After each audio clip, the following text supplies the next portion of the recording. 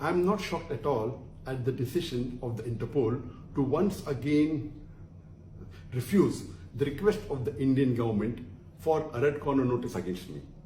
Maybe the common man in the street may be shocked. Maybe certain sections of the media may be shocked. But I'm sure the NIA and the Indian government is not shocked at all at the decision of the Interpol to once again refuse the red corner notice against me, because they know that all the allegations that are made against me, it is absolutely fictitious and they don't have an iota of evidence about it. My lawyers tell me that normally when any country requests for a red corner notice to the Interpol on charges of terrorism, rarely do they refuse it. But in this case, the Interpol, alhamdulillah, praise be to Allah, they refused it, knowing very well that all these allegations were fictitious, they don't have an iota of evidence, and it has a political and a communal agenda. Normally, when the Interpol issues a red corner notice against charges of terrorism, doesn't mean that the person is a terrorist.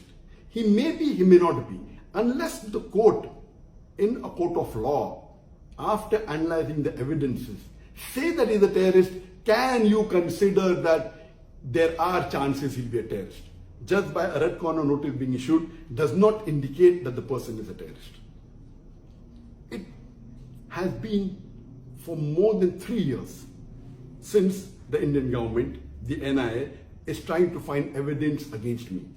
They started in July 2016, 3 years ago, to find charges against me. First they did allegation that I'm involved in terrorism. They could not give proof. Then they said I'm involved in hate speech. Then they went to money laundering, and alhamdulillah, all of their efforts have failed. Even the appellate court of ED, they clearly said, and they put a stay on them to attach my properties. That means the verdict of the judge carries a bigger weight than the complaint made by the ED. I wonder that why for the past 3 years is the NIA, the Indian agency, wasting the taxpayers' money just to follow the agenda of the political bosses? Don't they have the spine to speak the truth? Have not these officers read the Holy Scriptures? And I wonder that why is the Prime Minister of India, that is Narendra Modi, the NIA and the Indian agencies are not following the advice given to them in the Hindu scriptures?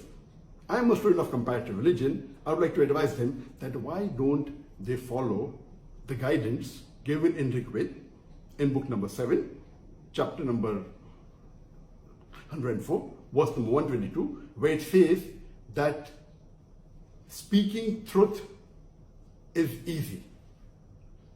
The distinction between falsehood and truth and the knowledge of absolute truth is mentioned in the scriptures. Falsehood is evil and brings destruction. Follow the truth, it is easy and simple. It's a simple advice. Speak the truth, it's simple and easy.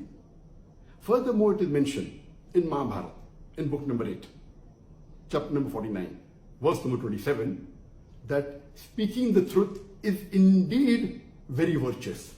There is no virtue which is more virtuous than speaking the truth. So I wonder that why aren't the Hindus, officers in NIA, in the Indian government, and the Prime Minister Modi is following the Hindu scriptures? But I'd like to mention a fact to you, that there are many officers in NIA who are really kind and truthful.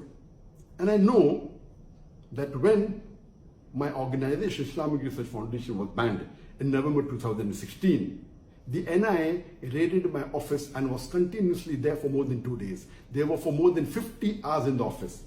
And my general manager at that time, who was Mr. Manzoor Sheikh, may Allah grant him Jannah, he told me that the NIA officers were very frank in saying that we are wasting our time in spending so many hours in your organization because we know that we will not find any evidence of terrorism in Islamic Research Foundation, because we have heard the lectures of Dr. Zakir Naik.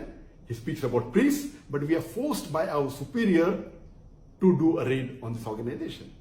One senior officer of NI went to the extent of saying, when his immediate boss told him to scrutinize and scan my lectures, and he told him thrice, and they could not find any evidence that I'm promoting terrorism. When his boss told him the fourth time that again you scrutinize the lecture, he was very frank to say that if I ask my juniors to watch Dr. Zakir Naik's tape again, I'm afraid that many would accept Islam. This means they are following the slogan of India, which is known to us, that Satyamev Jayate. Where do they get the slogan from?